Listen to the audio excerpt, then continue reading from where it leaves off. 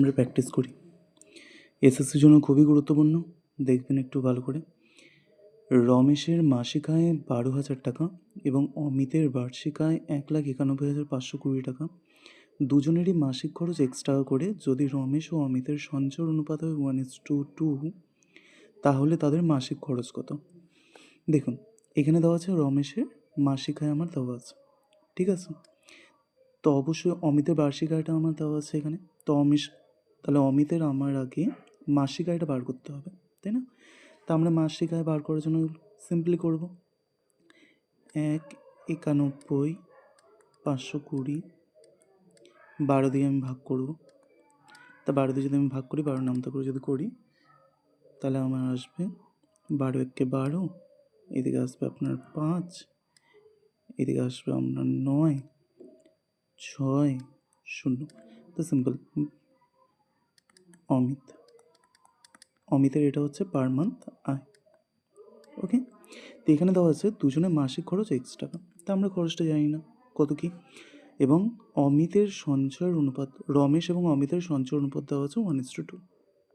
ওকে, তো সিম্পলি আমরা যদি এই অঙ্কটা এইভাবে করি, দেখুন সিম্পলি মানে 5 সেকেন্ডে সলভ হয়ে যাবে।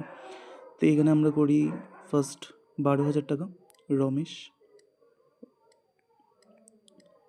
মাইনাস X টাকা এবং অমিত 15,960 মাইনাস X। অনুপাত দেওয়া আছে দেখুন, সঞ্চয় অনুপাত 1:2, তাহলে 1/2 সঞ্চয় অনুপাত। তা আমরা যদি এবার গুণ করি, তাহলে আসবে আমার 24,000।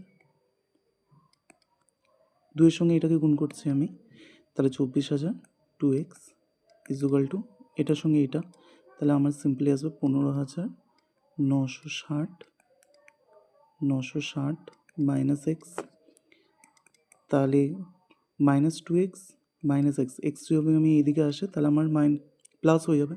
তাহলে সিম্পল লিখতে পারি আমি -x ইজুগাল টু 24,000 যদি এদিকে আসে তা মানে বিয়োগ হবে, তাহলে আমার এদিকে আসবে, এদিকে মানে যদি 40 দিয়ে দিই মানে 16,000, তা 16 8 মানে 8,040 মাইনাস, যেহেতু এটা এদিকে যাচ্ছে মাইনাস হয়ে যাবে, তাহলে মাইনাসে মাইনাস আমি কেটে দিলাম, তাহলে আমার উত্তর আসলো 8,040। 8,040 দেখুন এখানে আসছে। ওকে, এটাই অ্যান্সার, মানে short formula. Okay, thank you.